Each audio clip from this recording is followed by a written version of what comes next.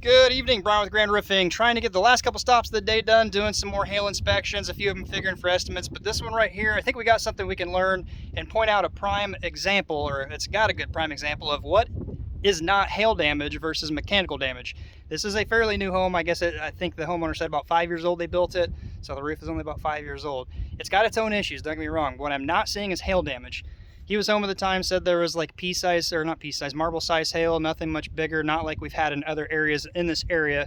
We'll look at a couple of the shingles. I don't see the hail, don't see it in soft metal, gutters, gutter downspouts, screens, nothing like that. But what I do see is up along this side here, and my thought is, well, let me show you the damage, and then you guys can judge, and you can you make your own decision. And when you think you know what it is, and comment down below, let me know what your thoughts are. So, the damage we're going to see is near this wall within 2 to 3 feet, and it's a consistent, perfect looking pattern. There's a pretty bad spot right above the stove vent here. So here's, zoom out, you got one right there, here, there, and there.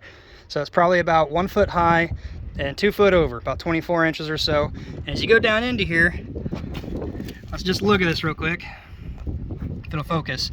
So they are completely broke through the top laminate part of the shingle, and even through the under laminate side here.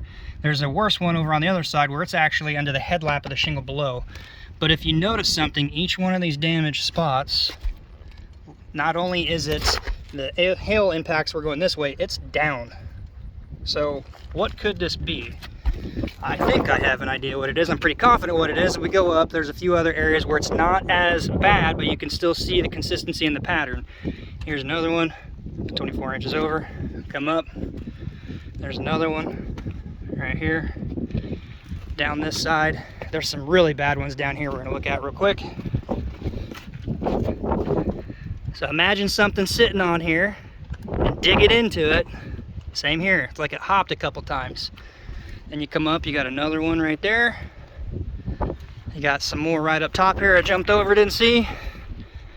So the only thing I can think of is the pitch of this roof is probably a 7 or so. It's not very steep, but because it was a new home and somebody's trying to do all this wood siding here, you need a platform to be able to get your ladder on or build scaffolding of some sort. So you're gonna need to build something to kind of come out a little flat ledge. I'm sure there's something on the market that sets on a roof or changes angles, but that's what it looks like to me that's been pressing down in on this right here.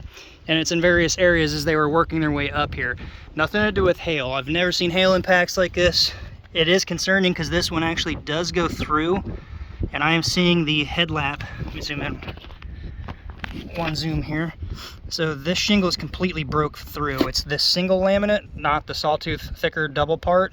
What I'm referring to is here. You see there's 2 layers here. This is the bottom layer, so it's just one thickness, completely broke through there. So the only thing keeping this from leaking, well, maybe 2 things, is the headlap under it from this shingle, or the barrier, whether it's black paper, synthetic, or ice and water, wherever the case may be. So it's not good. If you guys have somebody getting ready to do a siding project, and you have a roof section below it, you might want to specify and spell out, or like just be clear, like, hey, how are you going to protect this section here? There's different things you can do. There's hook ladders you can hook over and have a platform coming down and build off of that. You could remove shingles and put in a ladder jack. There's various things you can do, but you don't want to do this because that's not good. And just to kind of confirm this here, let's run around the other side here.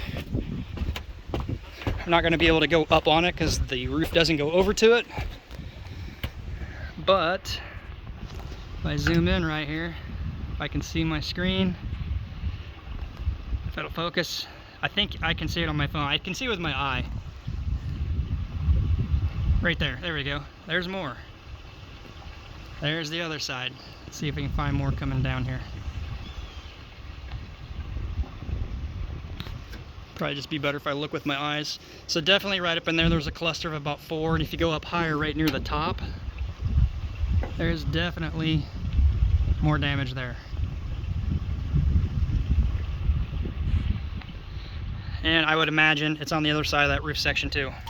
So what's your guys' thoughts down below? Let me know. Is it hail damage? Do you file a claim?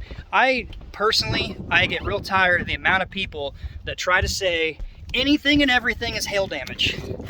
Don't get me wrong, I'm a homeowner. I don't want to pay for this stuff any more than the next guy. can't see. There we go. Too much sun.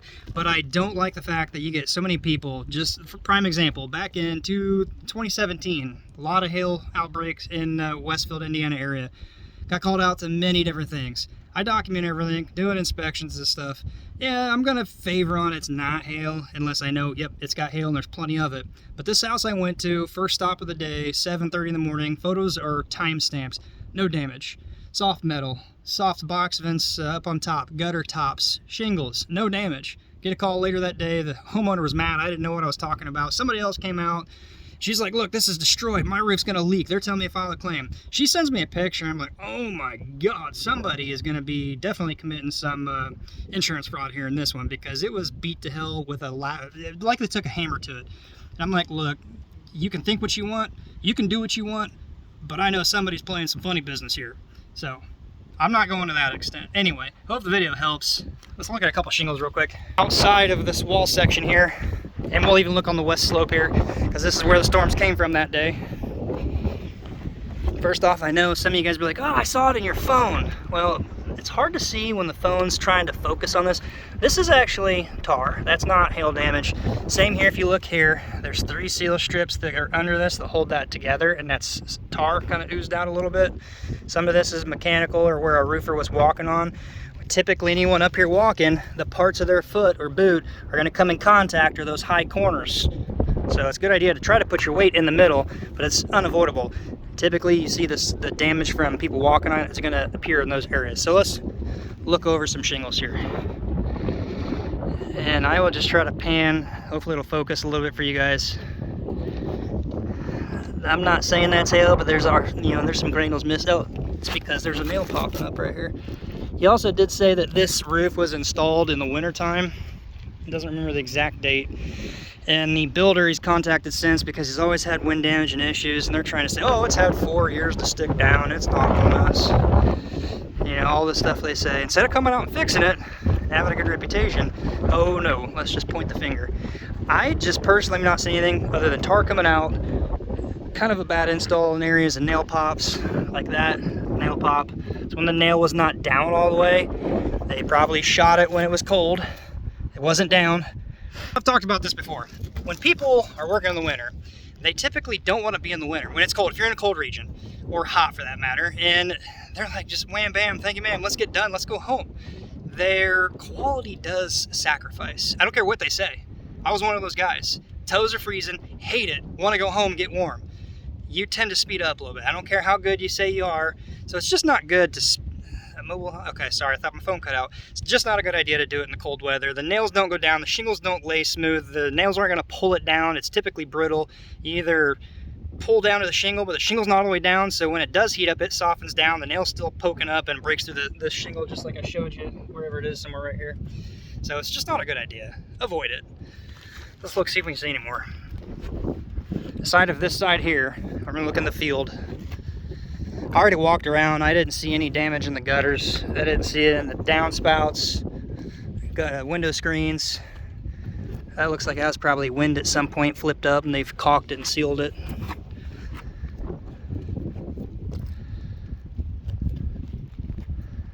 This is all, it's not hail you're seeing, it's actually the tar coming out I'm talking about. You can see the profile, it's raised up.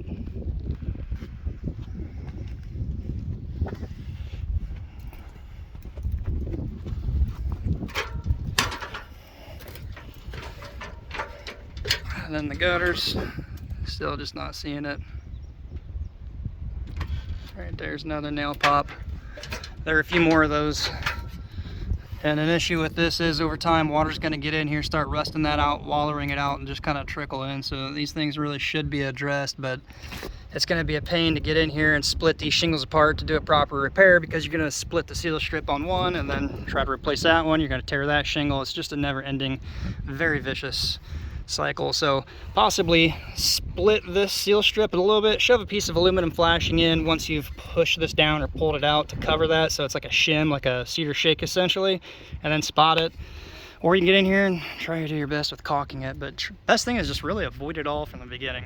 All right, it's always got 2 minutes. We're about 9 minutes, so I got to wrap up. Appreciate it. Hopefully you get some kind of benefit out of this. Shout out to all you guys that do follow the channel, that do learn, that give me a shout out. You know who you are. And for those that just fail to learn and just do what you do, shame on you. All right, until next time, be safe. We'll see you on the next video.